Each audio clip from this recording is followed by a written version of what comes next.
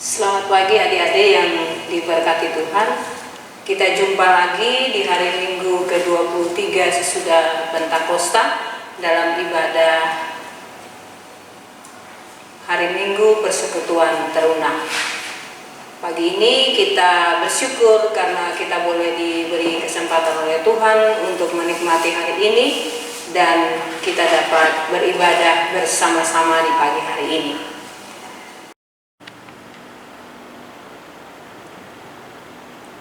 Teman-teman, kita akan bernyanyi dari Gita Bakti 3, Mari Menyembah, bait 1 dan 4.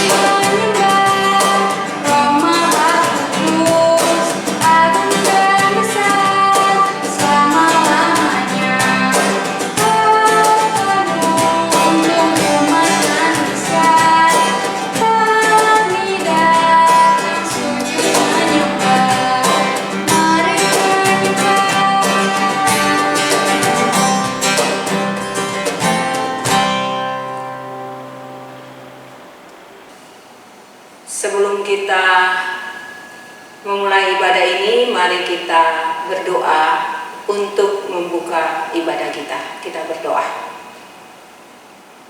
Tuhan Yesus, kami bersyukur karena kami diberi kesempatan untuk menikmati hari ini dan kami bersama-sama akan beribadah dalam ibadah persekutuan teruna. Kami mohon Tuhan memberkati kami sehingga kami dapat merasakan kasih sayang Tuhan dan berkat Tuhan melalui persekutuan di pagi hari ini.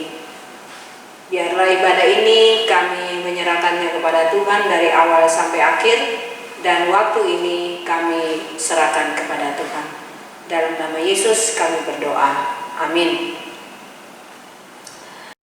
Teman-teman, sebelum kita mendengarkan firman Tuhan, kita akan bernyanyi dari Gita Bakti 56 bait 1.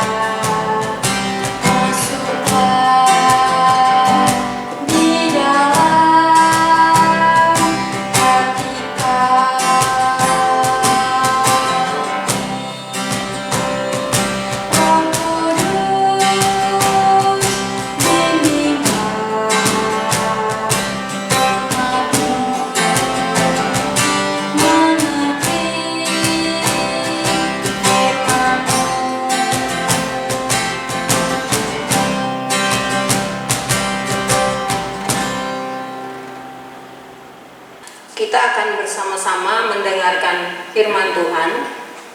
Sebelumnya mari kita berdoa. Firman Tuhan yang akan kita dengar dari Imamat pasal 8 ayat 1 sampai 30. Kita berdoa. Tuhan Yesus, kami akan mendengarkan firman-Mu. Kiranya Tuhan menolong kami sehingga firman Tuhan yang akan kami dengarkan, kami renungkan bersama-sama, dapat kami lakukan dalam kehidupan kami. Bersabdalah bagi kami Tuhan, kami anak-anak-Mu sedia mendengar firman-Mu. Amin. Adik-adik, Imamat 8 ayat 1 sampai 30. Namun Kanuna akan membaca beberapa ayat saja untuk kita.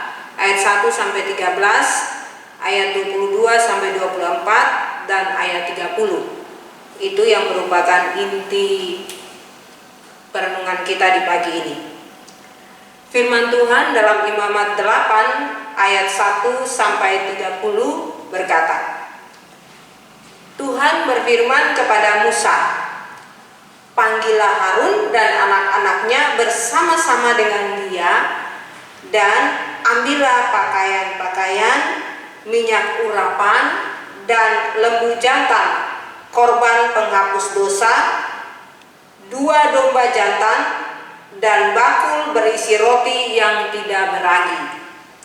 Lalu suruhlah berkumpul segenap umat di depan pintu kemah pertemuan. Musa melakukan seperti yang diperintahkan Tuhan kepadanya.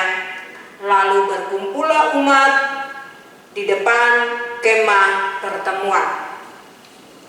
Berkatalah Musa kepada umat itu, inilah firman Tuhan yang diperintahkan Tuhan untuk dilakukan.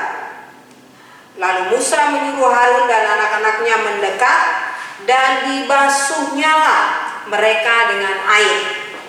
Sesudah itu dikenakannyalah kemeja kepadanya, diikatkannya ikat pinggang, dikenakannya gamis, dikenakannya baju efod, dikenakannya sabuk baju efod, dan dikebatkannya sabuk itu kepadanya.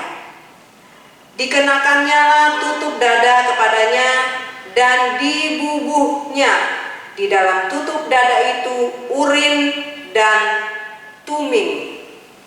Kemudian ditaruhnyalah serban di kepalanya, dan di atas serban itu di sebelah di depan ditaruhnyalah patam emas, yakni jamang yang kudus, seperti yang diperintahkan Tuhan kepada Musa. Musa mengambil minyak urapan, lalu diurapinya kemah suci serta segala yang ada di dalamnya, dan dikuduskannya semuanya itu. Dipercikannya sedikit dari minyak itu ke mezbah 7 kali, dan diurapinya mezbah itu serta segala perkakasnya, dan juga bejana pembasuhan serta alasnya untuk menguduskannya. Kemudian dituangkannya sedikit dari minyak urapan itu ke atas kepala Harun, dan diurapinya dia untuk menguduskannya. Musa menyuruh anak-anak Harun mendekat, lalu dikenakannya kemeja kepada mereka, diikatkannya ikat pinggang, dan dililitkannya desta, seperti yang diperintahkan Tuhan kepada Musa. Ayat 22-24. Kemudian disuruhnyalah membawa domba jantan yang lain, yakni domba persembahan pentabisan. Lalu Harun dan anak-anaknya meletakkan tangannya ke atas kepala domba jantan itu. Domba jantan itu disembelih, lalu Musa mengambil sedikit dari darahnya dan membubuhnya pada cuping telinga kanan Harun, pada ibu jari tangan kanan, dan pada ibu jari kaki kanannya. Musa menyuruh anak-anak Harun mendekat, lalu membubuh sedikit dari darah itu pada cuping telinga kanan mereka, pada ibu jari tangan kanan, dan pada ibu jari kanan mereka. Lalu Musa menyiramkan darah selebihnya pada mezbah sekelilingnya. Ayat 30. Dan lagi Musa mengambil sedikit dari minyak urapan dan dari darah yang di atas mezbah itu, lalu dipercikannya kepada Harun, ke pakaiannya, dan kepada anak-anaknya, dan ke pakaian anak-anaknya. Dengan demikian ia mendabiskannya Harun, pakaiannya, dan juga anak-anaknya, dan pakaian anak-anaknya. Demikian firman Tuhan adik-adik bagi kita di pagi hari ini. Nah, firman Tuhan pagi ini menceritakan tentang pentabisan Harun dan anak-anaknya sebagai imam atas orang Israel. Karena mau tanya dulu, adik pernah lihat pentabisan pendeta atau belum? Nah, mungkin ada yang sudah lihat, mungkin juga ada yang belum lihat. peneguhan pendeta itu ada prosesi-prosesi yang dilakukan yang tidak dilakukan untuk peneguhan seorang presbiter, seorang diaken penatua yang biasa kita bilang majelis.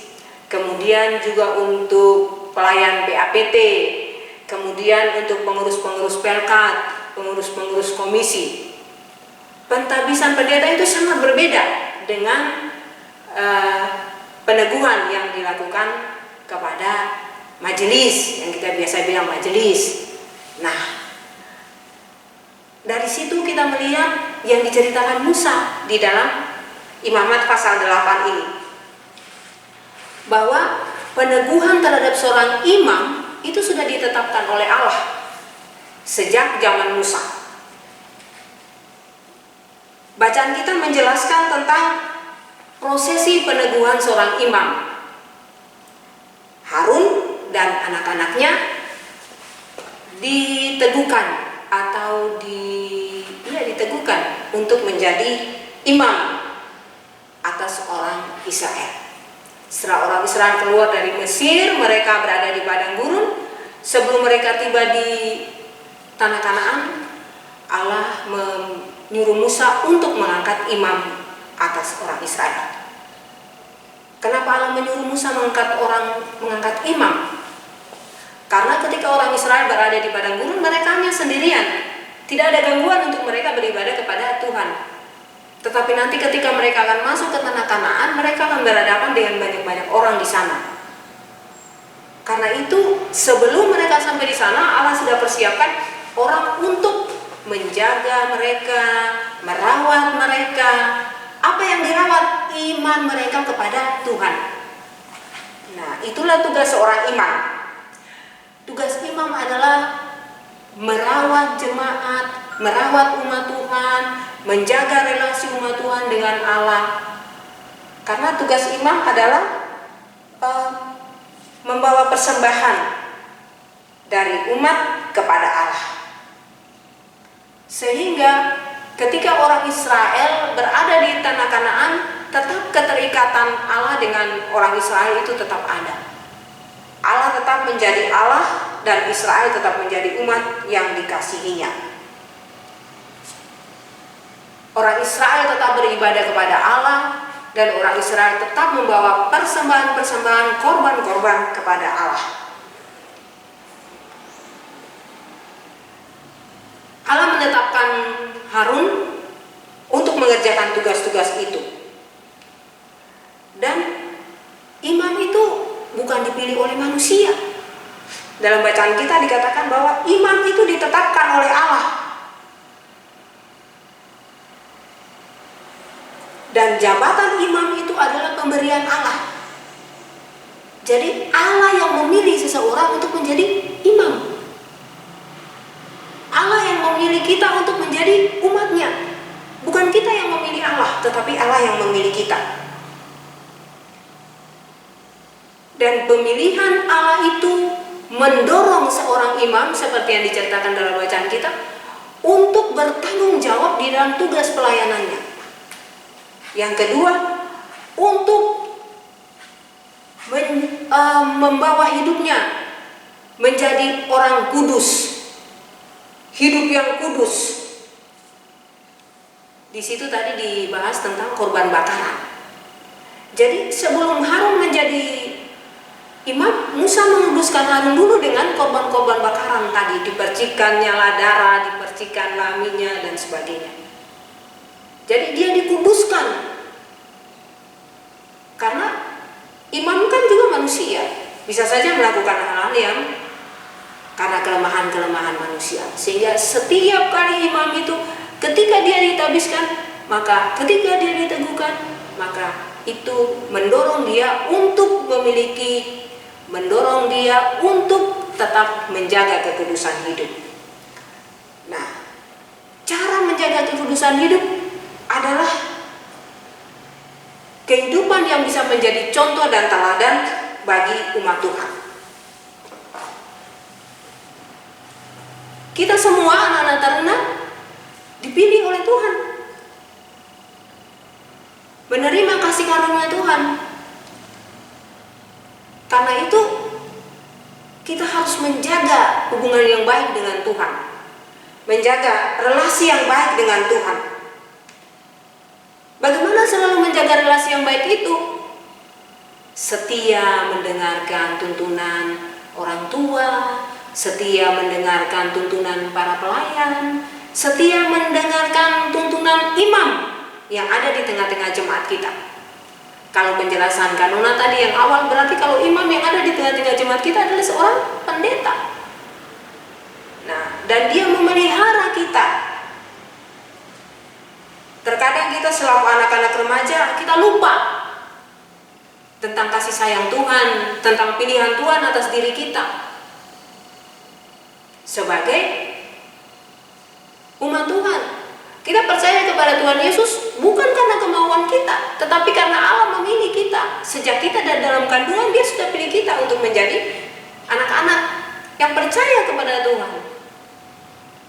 Karena itu kita pun harus belajar seperti Harun tadi, menjaga relasi yang baik dengan Tuhan, menjaga kekudusan hidup di dalam kehidupan kita. Caranya setia beribadah, melakukan firman Tuhan dalam kehidupan kita. Walaupun mungkin banyak tantangan yang akan kita hadapi, tetapi ketika kita mau belajar untuk melakukan firman Tuhan, maka Tuhan akan menolong kita, menguatkan kita, seperti Harun tadi.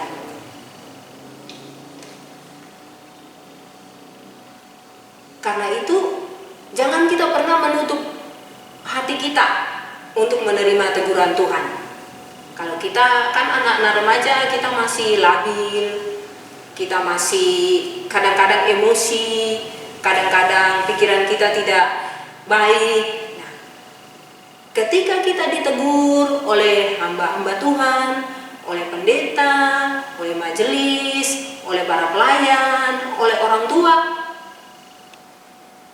kita harus memahaminya sebagai bagian dari cara Tuhan untuk menjaga kita tetap pada kekudusan hidup, menjaga kita pada relasi yang baik dengan Tuhan, menjaga kita untuk melakukan firman Tuhan dalam kehidupan kita.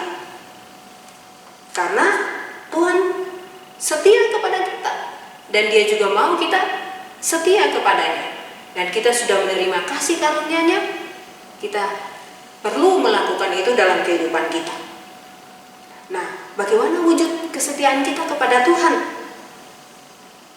Yang pertama, kita belajar menghormati orang-orang yang diurapi Tuhan di dalam jemaat.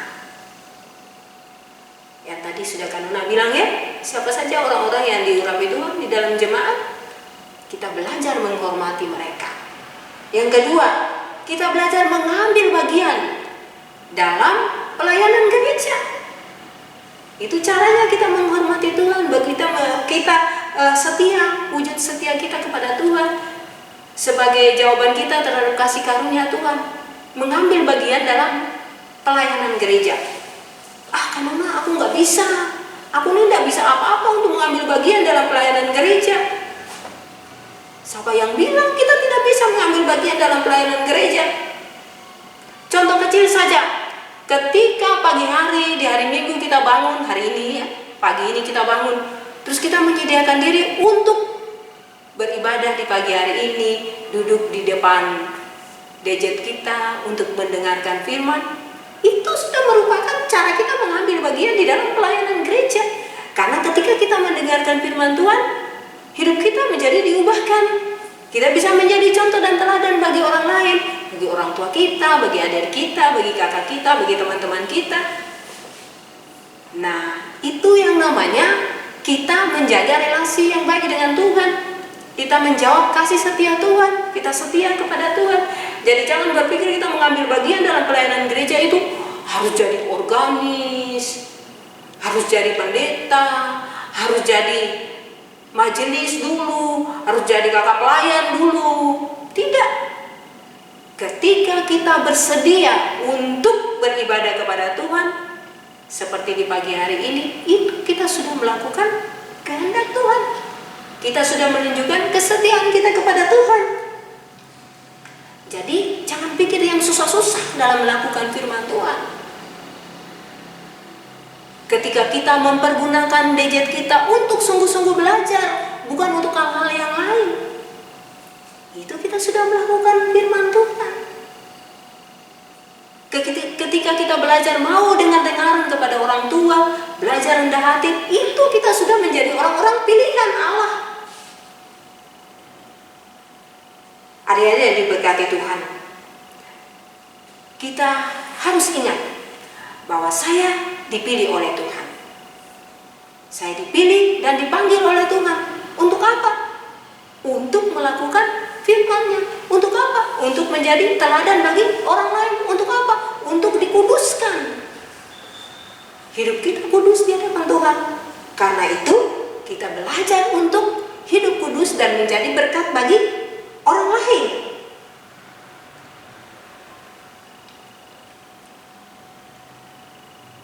Kita semua sebagai anak-anak teruna, kita semua diberikan hati seorang pelayan, bukan hanya Bu Pendeta, bukan hanya Kanona, bukan hanya kakak-kakak pelayan yang lain, bukan hanya majelis, bukan, kita semua. Ketika kita dipilih oleh Tuhan untuk menjadi anak-anak remaja Kristen, maka kita sudah diberi hati seorang pelayan, diberi hati seorang hamba. Untuk apa? Kita terpanggil untuk menyaksikan kemurahan Tuhan atas hidup kita. Kalau kita sudah hidup sampai sekarang ini, sampai anak-anak remaja, nah itu kita saksikan kepada orang lain. Di tengah-tengah sulit, di tengah-tengah kehidupan ini, kita masih bisa bertahan, kita masih bisa belajar, kita masih bisa sekolah. Itu anugerah berkat yang terbesar untuk kita. Karena itu, Kanuna ajak kita sekalian, jangan berpikir untuk mengambil bagian dalam kehidupan pelayanan di gereja itu yang besar. Tetapi milikilah hati seorang pelayan, milikilah hati seorang hamba. Selalu berpikir bahwa saya dipilih oleh Tuhan untuk melakukan firman Tuhan. Bukan kita yang memilih Tuhan Yesus, tetapi Tuhan Yesus yang memilih kita. Itu anugerah terbesar dalam kehidupan kita. Jadi jangan sia-siakan anugerah itu. Kita melakukan yang terbaik bagi Tuhan Yesus dengan memiliki hati sebagai seorang pelayan. Tuhan memberkati kita sekalian. Amin.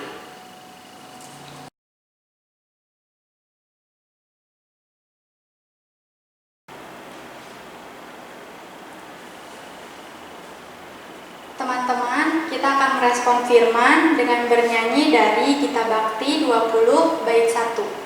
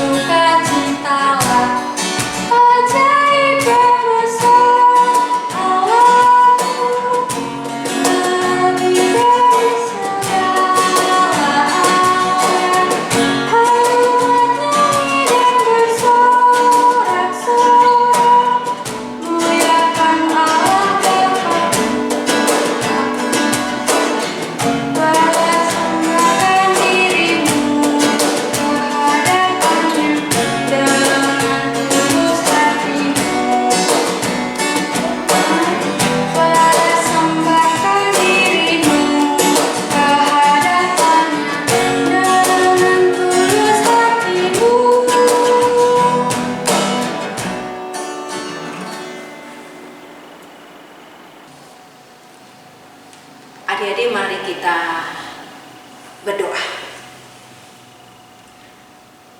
Tuhan Yesus, terima kasih karena Engkau memberikan kami firman-Mu yang begitu indah dalam kehidupan kami, sehingga sebagai anak-anak remaja kami memahami bahwa kami adalah anak-anak yang dipilih oleh Tuhan, anak-anak yang dipanggil oleh Tuhan, dan anak-anak yang diberkati oleh Tuhan diberikan kasih karunia untuk kami dapat hidup menjadi contoh dan teladan bagi orang lain.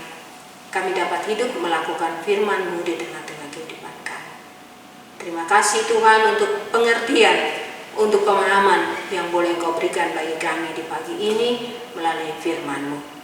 Kiranya Engkau menolong kami dengan keterbatasan kami sebagai anak-anak teruna untuk kami dapat melakukan itu dalam kehidupan kami. Kami mau menjaga pergaulan kami, bergaul dengan orang-orang yang baik, teman-teman yang bisa menolong kami untuk semakin percaya kepada Tuhan Yesus, teman-teman yang dapat menolong kami untuk menjadi contoh dan teladan yang baik bagi orang lain, teman-teman yang dapat menolong kami melakukan hal-hal yang baik dalam kehidupan kami. Terima kasih Tuhan Yesus. Berkati orang tua kami, berikan kesehatan dan kekuatan bagi mereka di tengah-tengah situasi dan kondisi saat ini yang sangat sulit. Biarlah kasih sayang Tuhan menaungi orang tua kami, agar orang tua kami dapat bekerja dengan sungguh dan mereka diberkati oleh Tuhan dalam setiap usaha dan kerja mereka. Tuhan Yesus, kami juga berdoa bagi kakak pelayan kami, Tuhan memberkati mereka, berkati persekutuan teruna, agar persekutuan teruna semakin maju untuk menjadi berkat bagi banyak orang dengan pelayanan-pelayanan yang dikerjakan. Kami juga berdoa bagi gereja kami, Tuhan memberkati di dalam persiapan untuk merayakan HUT ke-14. Kiranya Tuhan memberkati setiap hal yang direncanakan oleh majelis jemaat, sehingga semuanya dapat berjalan seturut dengan rencana dan kehendak Tuhan saja, dan hanya untuk hormat dan kemuliaan Tuhan. Tuhan Yesus, kami berdoa untuk situasi dan kondisi kami saat ini, di mana kami masih belajar jarak jauh. Tuhan memberkati kami. Berikan ketekunan bagi kami, berikan keseriusan bagi kami, untuk kami sungguh-sungguh belajar dengan tekun. Dan kami percaya walaupun orang tua kami, guru kami tidak melihat, tetapi Tuhan senantiasa bersama-sama dengan kami. Dan kami mau belajar dengan sungguh sebagai satu tanda terima kasih kami, sebagai bentuk kami menyatakan diri sebagai anak-anak yang dipilih dan dipanggil oleh Tuhan untuk melakukan tugas kami sebagai seorang pelajar. Kiranya Tuhan memberkati kami dalam setiap usaha dan kerja kami, dalam belajar kami dari hari lepas hari. Tuhan juga memberkati para guru kami doakan mereka ke dalam tangan Tuhan.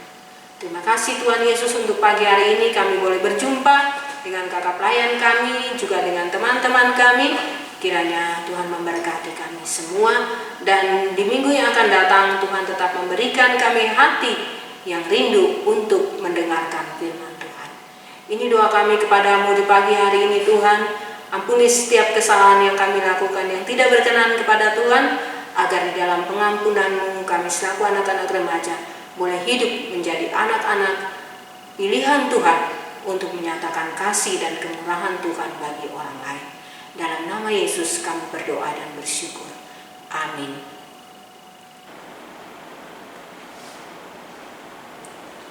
Teman-teman, kita akan memberi persembahan sambil bernyanyi dari Gita Bakti 82 bait 1 dan 2.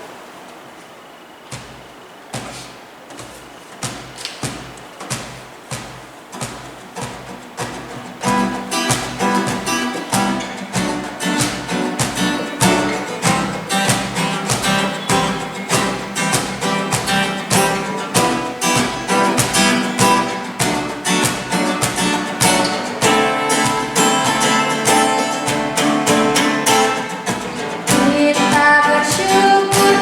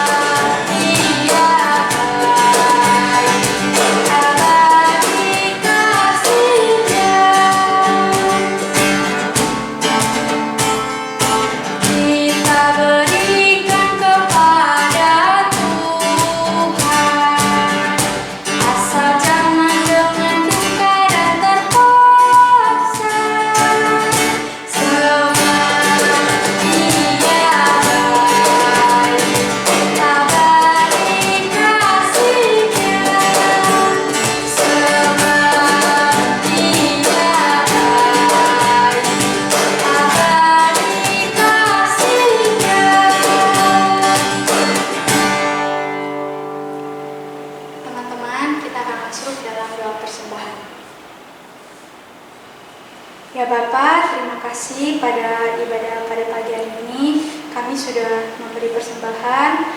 Kiranya Engkau memberkati persembahan kita pada hari ini, supaya bisa menjadi berkat bagi orang-orang lain ya Bapak. Dan inilah doa dan harapan kami. Dalam saja kami sudah berdoa dan mengucap syukur. Amin. Sebelum kita mengakhiri ibadah kita pada pagi hari ini, kita akan bernyanyi terlebih dahulu dari Gita Bakti 116 bait 1.